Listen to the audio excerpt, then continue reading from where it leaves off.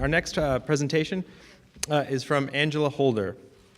Angela is a professor of American history who has taught at several schools, including Texas Southern University, Prairie View A&M University, and currently at Houston Community College. Professor Holder is on the board of directors at the Buffalo Soldiers National Museum in Houston, as well as the board of the College Memorial Park Association, one of the oldest African-American cemeteries in Texas. She is also the curator of the Camp Logan / Houston Riot of 1917 exhibit at the Buffalo Soldiers National Museum, which opened in June of this year. So next time you're in Houston, definitely make a point to go see this. Professor Holder's talk is sponsored by the Texas Map Society. So what I'd like to do is to personalize the presence of African American soldiers in World War I, where Lila pretty much gave a broad overview. I'd like to maybe narrow it somewhat. Now, the handout that I just gave to you, we had several activities starting on the 21st. We showed a documentary, Mutiny on the Bayou. It was produced by the CBS affiliate in Houston, KHOU. It was shown back in 2006, but it was brought back and shown on the first night of activities. The second night was the opening of the Camp Logan exhibit. Again, Lila's exhibit was a part of that No Man's Land. On the 23rd, we had a tombstone dedication ceremony. There were 4 black soldiers who died the night of the riot. And 3 of them are buried in Houston, Texas. The 4th died in San Antonio. He was taken to have treatment of his wounds, but he did not get proper medical treatment, and he dies, and he's buried in San Antonio National Cemetery. The other 3 soldiers were buried anonymously in Houston, Texas. And I worked with the College Memorial Park Cemetery Association. That was my draw to get in there. I wanted to find these men. And with help of the Veterans Administration, these men now have tombstones. So it's been 100 years, but they now have tombstones. The circumstances surrounding their deaths was unfortunate. We've had people to ask, are you celebrating mutinous soldiers? I said, no, we're not. What we're making an observation is that we're all protected by the Constitution with the 14th Amendment. We're all guaranteed due process, and we're all in favor of having the right to protest. Unfortunately, times being what they were, these men lost their lives, and they were buried anonymously. And 100 years in this fashion, if you ever had a pet, goldfish, hamster, you know where that pet is buried in your backyard. These are human beings. They still should have had that same dignity. And 100 years later, they have it. Later on that afternoon, there was a historic monument rededication, marking the original entrance to Camp Logan, where there was also an overview of the history of Camp Logan as it related to Houston, Texas. And there was also mentioning about the Camp Logan Mutiny Houston riots, so that was another activity. We had a little rain in Houston, if you did not know about this, and there were 2 outstanding programs that we were going to have on that Friday and Saturday, and unfortunately we were rained out. We were going to have on Saturday the scholars and authors who wrote about Camp Logan, as well as having some descendants, myself being one of them. And there were 3 descendants, including myself, of soldiers that were hanged. The descendant of Sergeant William Nesbitt, for whom the first court-martial was named. Descendant for Private First Class Thomas Hawkins, and descendant, of course, myself for Uncle Jesse Moore. His name is misspelled, it's not mentioned correctly on the program, but it's Jesse Moore. There was a descendant of Houston Police Department officer Ira Rainey. He was one of 5 Houston policemen who died that night. And there was also a descendant for one of the white officers, Captain Bartlett James.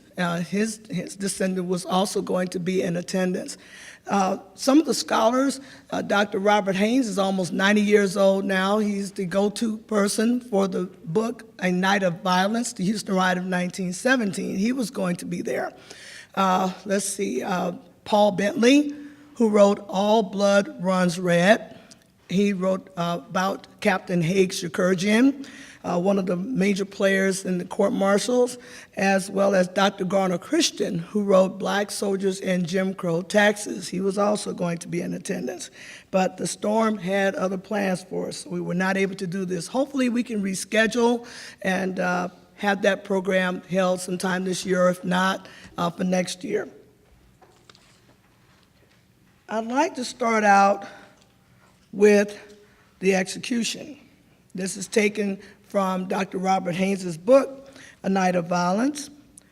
The 13 soldiers stood on the gallows, 6 on one side and 7 on the other. The condemned men were composed, looking straight ahead as their caps were neatly placed on their heads, and the nooses were adjusted around their necks. At 7:17 a.m., the official hour of dawn, though none of the sun's rays had not yet penetrated the overcast, the colonel signaled the command of execution by bringing his arms down. Under the platform, the 12 executioners hit the levers, and the 13 men plunged 9 feet to instant death. As the 2 long trapdoors dropped on their hinges, there was a loud thud, and the heavy beams trembled. No word was spoken, and all was over in less than a minute. There seemed not to be a struggle by any of the men.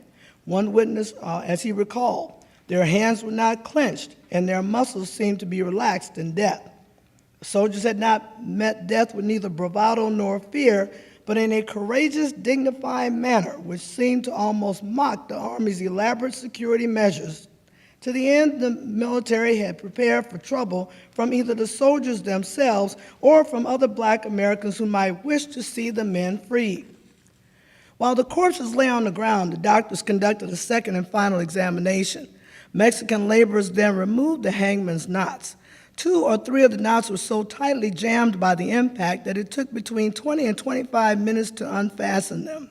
The laborers then placed the corpses in the coffins, each with a soda water bottle containing a typewritten slip of paper with name, rank, and a notation. Died December 11, 1917 at Fort Sam, Houston. As a side note, the soldiers were buried in the order in which they were hanged. My great uncle was at noose number 7. He was in grave number 7. There was nothing there to mark their deaths but small metal markers numbered 1 through 13, which were placed at the head of each grave. While the coffins were being lowered into the ground, another set of workers hastily or busily dismantled the scaffolds and burned the lumber. An hour after dawn, the only remaining evidences were the 13 anonymous markers protruding from the freshly dug earth. The Army had secretly hanged 13 men before the public knew the verdicts and before the President and the Secretary of War had reviewed and approved them. How did the soldiers come to such an abrupt end to their lives? What type of America existed in 1917? 1917 America was literally a house divided due to the United States Supreme Court decision in Plessy versus Ferguson. Homer Plessy attempted to ride in a train car designated for white passengers in New Orleans. He was an octoroon and fair-skinned enough to pass for white. The train conductor had lived in New Orleans long enough to distinguish Mr. Plessy from white passengers and asked him to ride in a car for Black passengers. Mr. Plessy refused, citing the discomfort and improper ventilation of the car. An argument ensued. He was fined and later convicted of wrongdoing. The case rose on appeal to the Supreme Court. According to historians George Tyndall and David Scheid, the court ruled that segregation laws have been generally, if not universally, recognized as within the competency of state legislatures in the exercise of their police power. The sole dissenter, Justice John Marshall Harlan, predicted that the Plessy ruling would stimulate aggressions more or less brutal upon the admitted rights of colored citizens. The Supreme Court's ruling meant that racial segregation in place by custom was now law. The country was now living under the doctrine of separate but equal, Every aspect of life, public transportation, hotel accommodations, restaurants, theaters, hospitals, cemeteries, schools, etc., would now be governed by acknowledgement of a color line. The question to be asked is, was separate always equal? The answer was an emphatic no. To be black in 1917 America was a life of knowing your place. If one forgot, he or she would be reminded with a violent or fatal lesson. According to Tyndall and Shai, in the decade 1890 to 1899, lynchings in America averaged 188 per year, 82% of which occurred in the South. From 1900 to 1909, they averaged 93 per year, 92% in the South. In their book, they quote an Episcopal priest in Montgomery, Alabama, who said that extremists had proceeded from an undiscriminating attack upon the Negro's ballot to a like attack upon his schools, his labor, his life, from the contention that no Negro shall learn, that no Negro shall labor, and that no Negro shall live. This was life for black Americans in 1917. It was into this atmosphere that the soldiers of the 3rd Battalion of the 24th Infantry Regiment went to Houston, Texas. According to historian Captain Paul Matthews of the Buffalo Soldiers National Museum, Texas, while often associated with the West, was actually more Southern than Western. The United States Army's controversial decision to station black troops in Houston and in southern cities generally was complicated by internal conflicts that were already racking the Bayou City. Following a bitterly contested mayoral election, the winning candidate, Joseph J. Pastoriza, died suddenly in July immediately after taking office. His duties fell unexpectedly to an interim replacement. One of Pastoriza's disputed actions during his brief term was his attempt to reform the Houston Police Department, the subject of repeated charges of racism and brutality. Unfortunately, the newly appointed chief did not enjoy the full support of his force, further exacerbating the situation. The police were concurrently under pressure from another group of reformers, including the burgeoning temperance movement to clean up the city's infamous red light district, known locally as the Reservation. The section bordered on the San Felipe district, then Houston's largest black neighborhood, whose residents complained that overzealous officers did not always restrict their aggression to the denizens and patrons of the reservation, thus multiplying protests against an already embattled force. The men of the 24th were welcomed by black Houstonians who, regarding the soldiers as models for emulation, were unequivocal in their praise of the veterans. Some whites, by contrast, voiced the fear that the soldiers' example would cause local blacks to forget their place. Although the battalion was stationed well away from the city to appease concerned residents, the officers increased visiting privileges to allow the men to take fullest advantage of the black community's hospitality, and most of the troops took leave in the San Felipe district. Here, however, there were immediate conflicts with local authorities, particularly relating to the observance of whites-only signs and other of the city's Jim Crow ordinances. Several soldiers were involved in rows with police, streetcar conductors, and other passengers when they refused to follow the custom, relegating blacks to the rear of the car.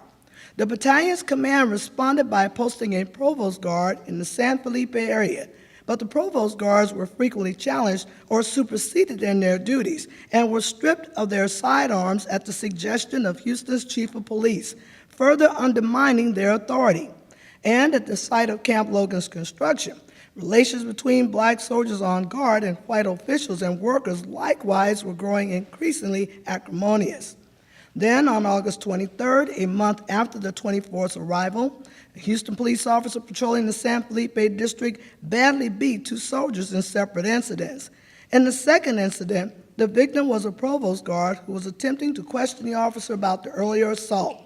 When the corporal did not immediately return to camp, a rumor spread that he had been killed. The soldier reappeared early in the evening to dispel the story, but even that failed to calm the men. The officers, however, were oblivious to the growing outrage among the troops. By nightfall, most had left camp for social engagements or were preparing to depart. City officials were similarly unprepared for the impending outbreak, assuming that their promise to investigate the beatings had averted any further violence. The stage was now set for tragedy. As darkness fell on Houston on August 23rd, the storm that had blown up earlier in the evening was turning to a drizzle.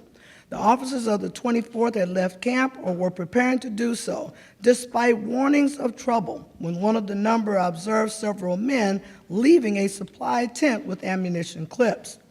Even as the battalion commanders were convincing themselves that their troops had calmed after the day's events, some of the men, certain that no redress for the latest beatings or the previous abuse inflicted upon them would be forthcoming, had decided to take matters into their own hands.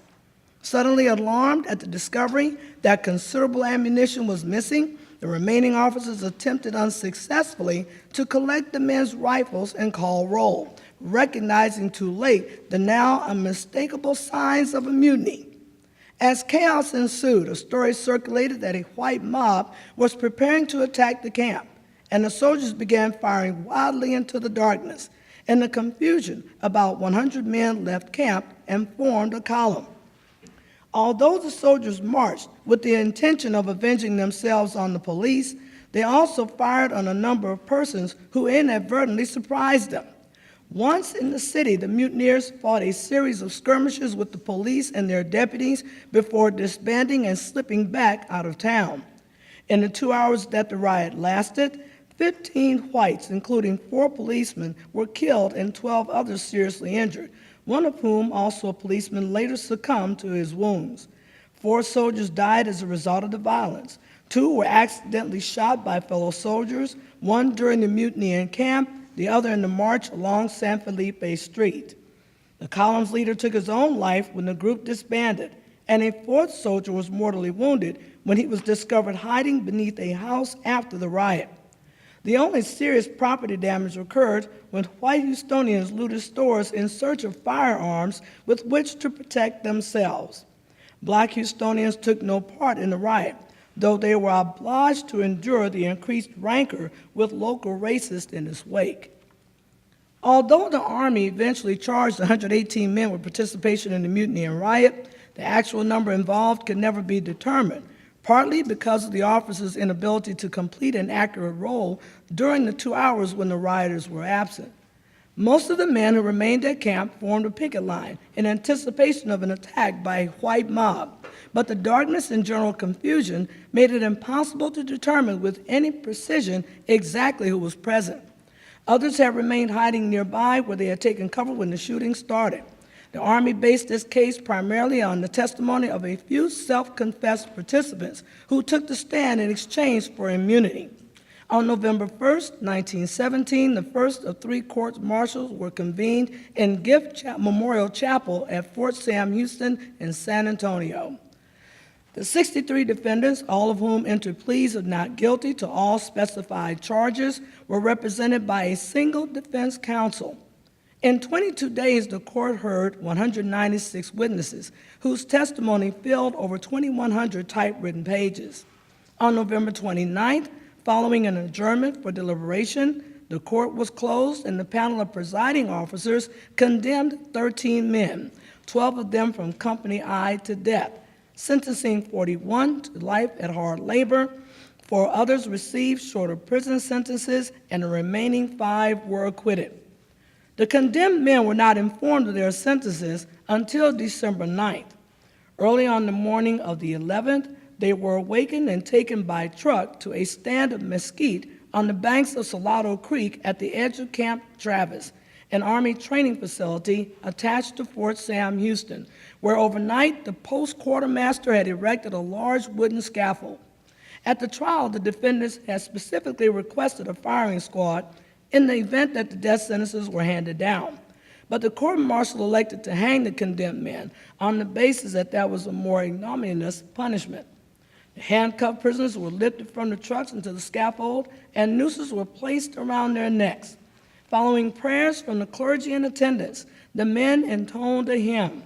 In their last words, they bid farewell to their white guards from the 19th Infantry, whom they had befriended while confined. After the hangings, the bodies were placed in coffins, each containing a soda bottle in which a typewritten slip of paper was placed with name, rank, and the notation, died December 11th at Fort Sam Houston.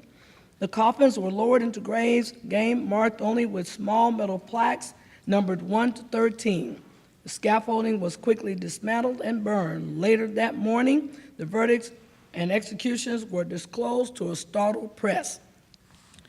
What has the riot meant to my family?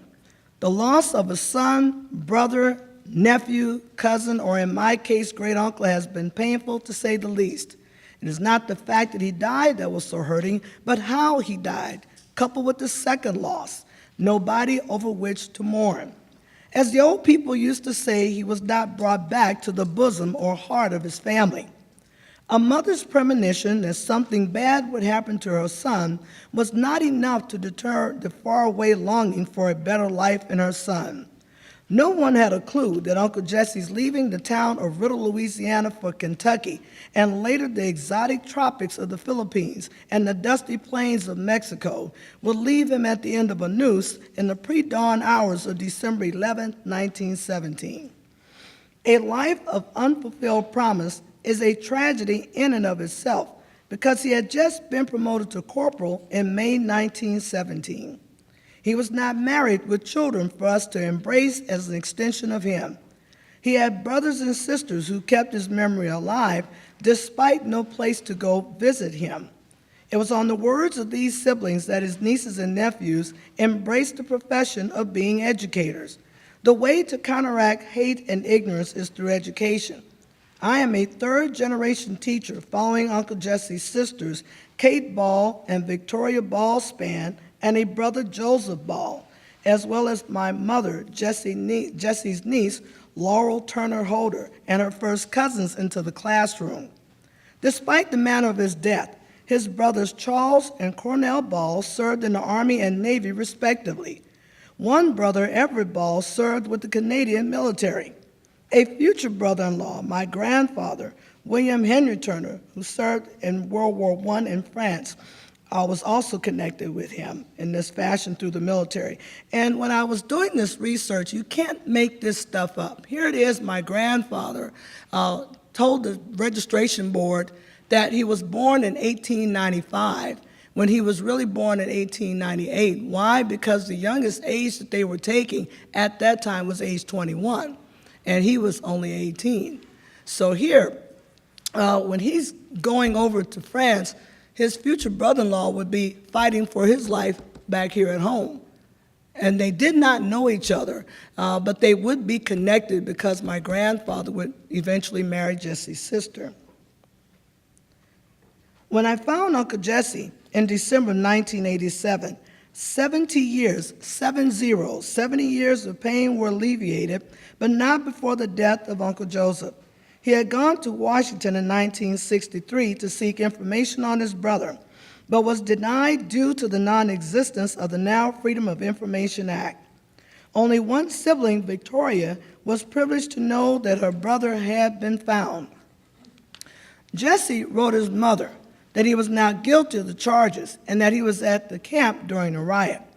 This letter came in a box containing his coat, Bible, and $1 after his death. She was never the same. Uncle's sister, Lovey, named her daughter Jessie and kept a picture of him in her home, which is how I came to know about him. As a tribute to her and my great-grandmother, I would like to have the words, "service terminated by death without honor," removed from his service record. While I wanted to have the men given a posthumous honorable discharge, like the men of the 25th Infantry Regiment in 1972, Jesse's now 92-year-old niece, Dolores O'Connor Johnson, suggested a pardon because there may have been some men who were properly punished with the innocent. The family legacy from this event has been one to remain in service to this country, embrace and maintain a strong sense of justice and fairness, and continued optimism in the good of your fellow man. In closing, I would like to share the letter that was written by Private First Class Thomas Hawkins. He was executed with my great uncle. Dear Mother and Father, when this letter reaches you, I will be beyond the veil of sorrow. I will be in heaven with the angels. Mother, don't worry over your son because it is heaven's gain. Look not upon my body as one that must fill a watery grave, but one that is asleep in Jesus. I fear not death. Did not Jesus ask death, where art thy sting? Don't regret my seat in heaven by mourning over me. I now can imagine seeing my dear grandmother and grandfather and the dear girl, Miss Bessie Henderson, that I once loved in this world, standing at the river of Jordan, beckoning to me to come. And oh, mother, should they be sensitive of my coming, don't you think that they are anxious for tomorrow morning to come, when I will come unto them? I am sentenced to be hanged for the trouble that happened in Houston, Texas, although I am not guilty of the crime that I am accused of. But mother, it is God's will that I go now and in this way. And mother, I am going to look for you and the family if possible. I will meet you at the river. Come unto me, all you that are heavy laden, and I will give the rest. Bless his holy name. This is the happiest day I met with since Jesus spoke peace to my soul in Brookstone Church from my promise to God I gave. But I have strayed away, but I am now with him. Send Mr. Harris a copy of this letter. I am your son, T.C. Hawkins, Fort Sam Houston, San Antonio, Texas. P.S. Show this to Reverend Shaw. Reverend Shaw, I am with Jesus, and I will look for you in that great morning. Thank you. This is my Uncle Jesse and Uncle John. Uncle John is on the left. Jesse, the short one, he was the one who was hanged December 11th, 1917. He's my grandmother's older brother, and he had just been promoted to corporal that May prior to coming to Houston, Texas. And I have been the only family member to have been to his grave. He's buried at Fort Sam Houston National Cemetery. The men were initially buried at the place of execution near Salado Creek. 20 years later, their remains were interred in Fort Sam Houston National Cemetery. I was supposed to have gone there September 13th, 2001, but of course, 9/11 occurred. All the forts in the United States had to be fortified, and so I was not able to go until the next month.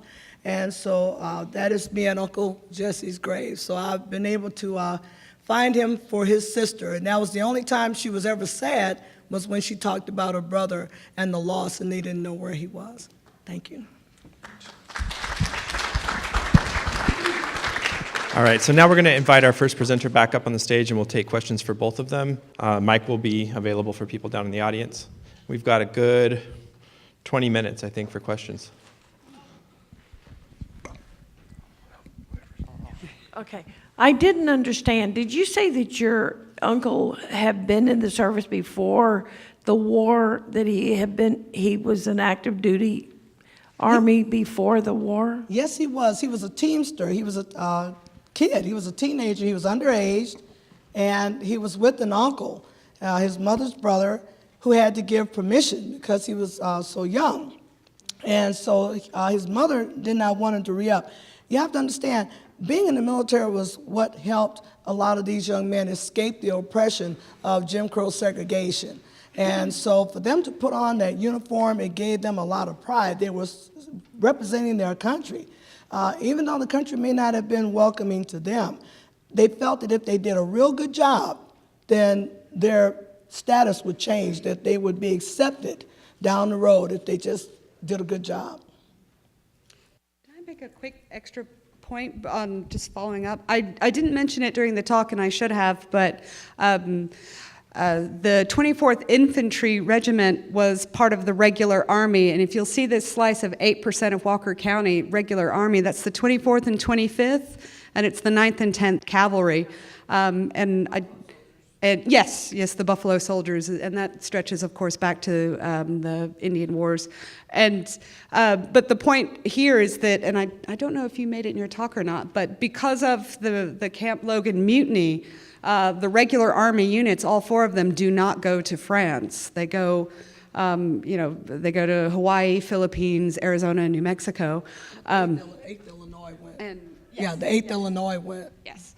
And so, a certain segment of Walker County, and by extension, East Texas, went. And I'll just share a quick snippet as well. There was a gentleman that I was speaking with, and he was convinced that his grandfather had gone to France, and it turns out that his grandfather was in the 24th, and I had to sort of gently break it to him and say, well, actually, he was in New Mexico, and this man was. You could tell he was very upset because in his mind, that wasn't real service. That wasn't war. No, he went to France. And I was like, there was great honor in serving on the border or serving wherever, the U.S. government sent you. So it's not something that I felt he should have been ashamed of. And yet he had internalized that unless you went to France, you weren't, sort of doing your part.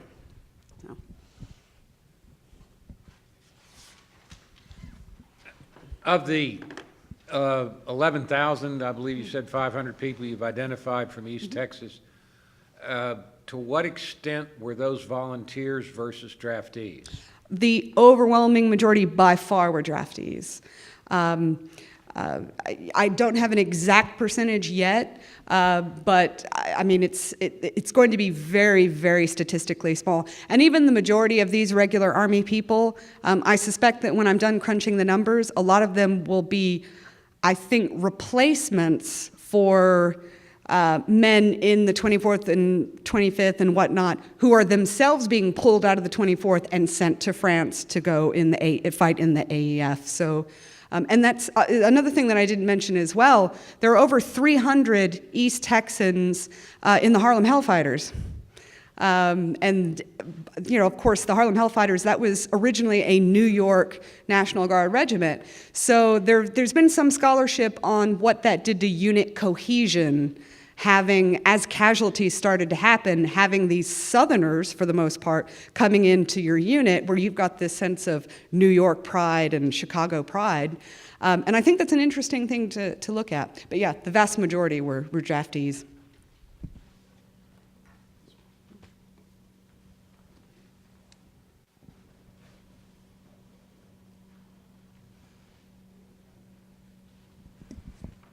What's the SATC for 2%? Safe at the college. Safe at the college. Student Army Training Corps. Okay. And the overwhelming majority of the East Texans that I have seen so far were Prairie View, but not exclusively so. I'm sorry. I see a lot of mention about the Pioneer Infantry and other Pioneer battalions. What exactly does that mean? That's a good question. They were not an infantry unit in the sense of they're not an infantry regiment. In fact, one of the infamous things that they are known for, and it's not just African American pioneer infantry units, there are also white pioneer infantry units as well, but the most notorious activity that got dumped on them was burial of the dead, and even more gruesome, reburial of the dead. And it was, very traumatic. What I find interesting about them is they were sort of in this gray zone in that even though they were carrying out what we would consider to be, straight labor activities, they're very close to the front in some cases. They're working in extremely difficult there's some suggestion that they got some training, drill and whatnot, but they're not an infantry regiment in the traditional sense. I can shout.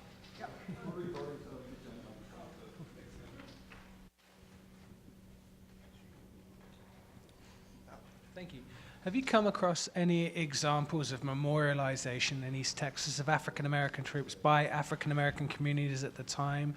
And have you come across any examples of disability or shell shock, things like that, suffered by returning African American soldiers? So to the first question, have I come across any memorializations? Nothing tangible. Having talked to a lot of people, though, what I found interesting, and it's not particularly surprising when you're dealing with African American communities, is a lot of the heritage is transmuted orally from generations. So what I would come across is lovely little stories that I guess are a form of memorialization. For example, interviewed one gentleman who said that he remembers, or it was passed down that I believe it was his great-grandfather, named his firstborn daughter after a French woman that he had grown close to, let's put it that way. And that obviously she had meant something to him, so that, you know, he comes back to East Texas, and lots of sort of lovely stories of, one woman I interviewed said she was very small and she remembers her great uncle singing her little French ditties when she was a little girl.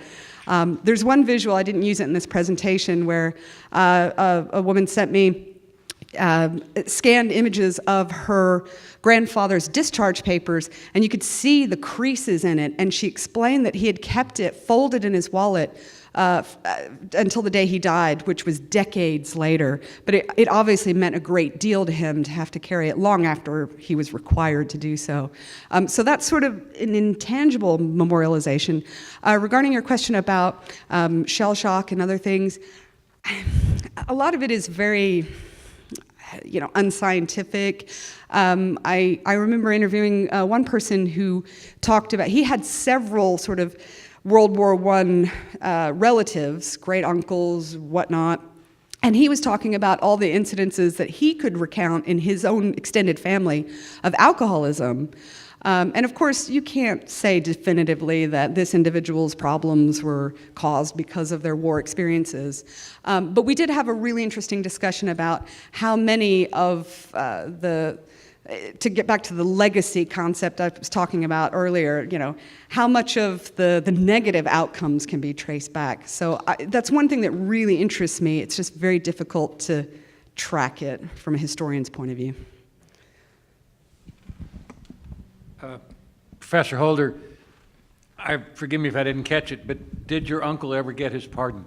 That's what we're working on right now, myself and two other descendants, and we put in a request for pardon during the last part of President Obama's administration, but the list for pardon got so backed up. We were in the rotation, and time ran out.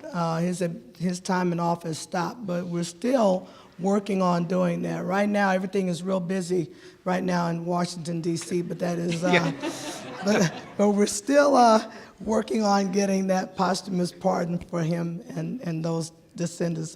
There's three of us. Charles Anderson, he's in Willoughby, Ohio. He's the descendant of Sergeant William Nesbitt, who was the highest-ranking non-com for who the first court-martial was named.